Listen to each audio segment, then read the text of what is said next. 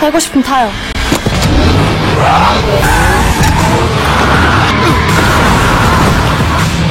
야, 61번 빨리 안 나가! 야, 61번!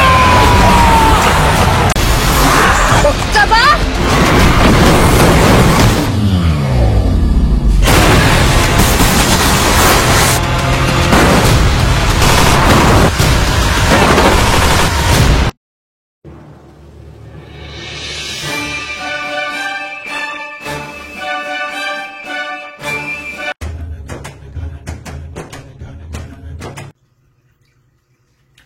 안녕하세요. 정치를 품격 있게 풀어드리는 정치클래스TV의 심상만입니다. 오늘은 고 박원순 시장과 고 박정희 대통령 그리고 어느 방송인의 트라우마에 대해서 이야기를 해보겠습니다. 얼마 전부터 우리 사회에 갑자기 등장한 단어 성인지 감수성이라는 생각의 차이가 자신의 지지하는 세력과 자신의 사상에 따라 바뀌는 세상입니다. 예전에 N번방 사건 당시에 박정희 대통령의 성인지 감수성에 대한 이야기를 한 적이 있습니다. 고 박정희 대통령의 입에 담지 못할 일화들이 증언에 의해서 기사화되었고 그 기사를 제가 소개한 적이 있습니다. 일단 보실까요? 박정희 대통령이 200여 명의 여인들을 불러서 즐기시던 그 사건을 이 칼럼니스트도 엄청난 고뇌 끝에 그 엄청난 도덕성이 필요한 그 자리에서 한 나라의 대통령이 이런 짓을 했다고 고발하는 이 칼럼을 쓰지 않았을까요? 박정희 독재 시절에 김삼하란 여배우가 있었어요. 기사를 보실까요? 이 기사의 내용은 유부녀인 이 배우를 남편과 강제 이혼시키고 결국에는 미국으로 보내버렸다는 그 인물이 구구 여러분들이 그렇게 영웅처럼 떠받드는 바로 그 박정희 전 대통령이라고 이 기사에 확실하게 나와 있네요. 충격적이죠? 고 박정희 대통령의 일화와 지금의 박원순 시장의 사건을 저울에 달아놓고 누가 더 성인지 감수성이 떨어졌느냐라고 말한다면 대부분 둘 다 같다라고 이야기를 할 것입니다. 그만큼 우리 사회의 성인지 감수성이 여러 사건과 인권의식이 성장하면서 높아졌었죠. 제가 오늘 이야기할 포인트는 박원순 시장을 변호할 목적이 아니라 우리가 누군가를 손가락질할 때 같은 저울에 올려서 손가락질하는 것이 맞고 또 이번 사건에서 손가락질할 자격이 없는 사람들이 앞장서서 나서서 손가락질을 하고 있다는 것이죠. 이번 사건에 가장 앞에 나서서 선동하고 이슈를 만드는 세력이 구구 유튜버 가세현입니다. 여러분은 가세현이 고 박원순 시장의 성인지 감수성을 비판할 자격이 있다라고 생각하십니까? 가세현의 용석이는 폭력사건을 성범죄 사건을 둔갑시켜 합의금을 더 받아내려다가 폭로되어 지금은 검찰에 송치되어 있고 예전 국회의원 시절에는 여 기자와 여 아나운서는 경찰 취재에 더 유리하다라는 발언으로 곤혹을 치렀고 사과를 한 적이 있습니다. 또 다른 멤버 김세희는 지금 또 성매매 의혹으로 검찰에 조사 중입니다. 가세현 측은 말도 안 되는 소리다라고 반박을 하고 있지만 그것은 검찰의 결과가 나오면 자세히 밝혀지겠죠.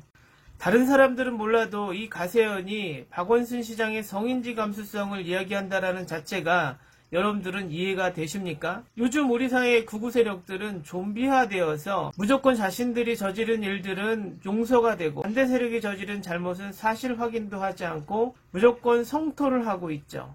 지난번 제가 방송에 말했듯 이번 박원순 시장의 실종 사건이 일어났을 때 박원순 시장의 생사가 확인되지 않은 상황에서 사실 확인도 되지 않은 설사 그것이 사실일지라도 박원순 시장 사건을 무조건 특종이라고 발표를 했고 그것을 신문과 구구 유튜버들이 인용을 하기 시작했죠. 제가 이것을 이렇게 표현했죠. 한강에 자살을 하려고 난간에 올라간 사람의 등을 떠미는 짓이라고. 얼마 전에 TV방송을 보는데 어느 패널이 나와서 박원순 시장의 사건에 대해서 이야기를 하는데 너무 공감이 되어 소개를 할까 합니다. 예전에 노무현 정부 시절 김선일 씨가 무장단체에 납치되어 살해된 사건을 이야기를 하면서 그 당시 무장단체가 이라크 파병 철수를 요구할 때 그 당시 정부는 테러단체와 협상할 수 없다라는 이유로 제2차 파병을 공식화해버렸죠. 그리고 나서 고 김선일 씨는 무장단체에게 살해를 당했습니다. 국가가 협박하는 무장단체에게 기름을 부었다라고 그 당시에 많은 비판을 받았습니다. 그 패널은 김선일 씨와 친분도 있었고 납치 전에 통화도 했었다. 그래서 그 사건 이후로 트라우마가 생겼다라는 이야기를 합니다. 고 박원순 시장의 자살 사건을 보면서 그 당시 극우 유튜버와 언론들을 보면서 소름이 돋았다라고 말을 하고 있습니다. 사람의 생명이 우선인지 자신들의 특종이 우선인지 기본적인 우선 순서도 모르는 감정 없는 좀비 같은 인간들이 우리 사회에는 많다라는 것이죠. 우리가 극우 세력들의 이중성은 여러 사안에서도 알 수가 있습니다. 고 백선엽 씨가 일제강점기 때 친일 행각이 드러났지만 6.25 전쟁에 공을 세웠다면 용서해줘야 하는 것. 그러면 박원순 시장이 성추행이 사실이라면 박원순 시장이 시민단체와 서울시에 공이 있으니 용서해줘야 되는 겁니까? 박정희 대통령은 나라의 경제를 살렸으니 성인지 감수성이 최악이어도 용서가 된다. 조국 전 장관은 사모펀드에 투자를 했으니 공직자이기 때문에 용서가 되지 않고 이재용 삼성 부회장은 국민이 낸 돈으로 운영되는 국민연금에 막대한 손해를 끼쳤어도 나라의 경제를 살려야 하니 용서를 해줘야 된다. 도대체 극우들의 저울은 무엇입니까? 자신들의 편들은 모두 용서가 되고 반대편의 행동은 모두 범죄가 돼야 된다. 같은 저울에 올려놓고 재는 저울의 추가 왜 이렇게 다르며 그리고 그것들을 저울에 올려놓고 재는 당사자들이 성인지 감수성이 바닥이라면 여러분들은 그들의 말을 신뢰할 수 있습니까? 다시 한번 말씀드리지만 고 박원순 시장의 죽음을 미화할 생각도 없고 그것이 성추행이 아니다라고 우기기 위해서 영상을 제작하는 것이 아닙니다. 왜 우리 사회의 좀비 같은 세력들이 자신들이 영웅으로 내세우는 인물의 성인지 감수성도 또 본인들 자신들도 떳떳하지 못한 성인지 감수성을 가지고 있으면서 왜 앞장서서 가식적인 행동을 보여주고 있느냐라고 말씀드리는 것입니다. 아무리 지금의 진보 세력이 흔들려서 정권이 바뀌더라도 대한 세력으로 지금의 보수, 극우들은 아니다라는 것입니다. 할 말은 더 많으나 다 하지 않겠습니다. 오늘은 여기까지 하겠습니다. 오늘도 생활 속 거리두기 꼭 실천합시다. 여러분의 구독과 좋아요는 저에게 큰 힘이 됩니다. 항상 시청해 주셔서 고맙습니다.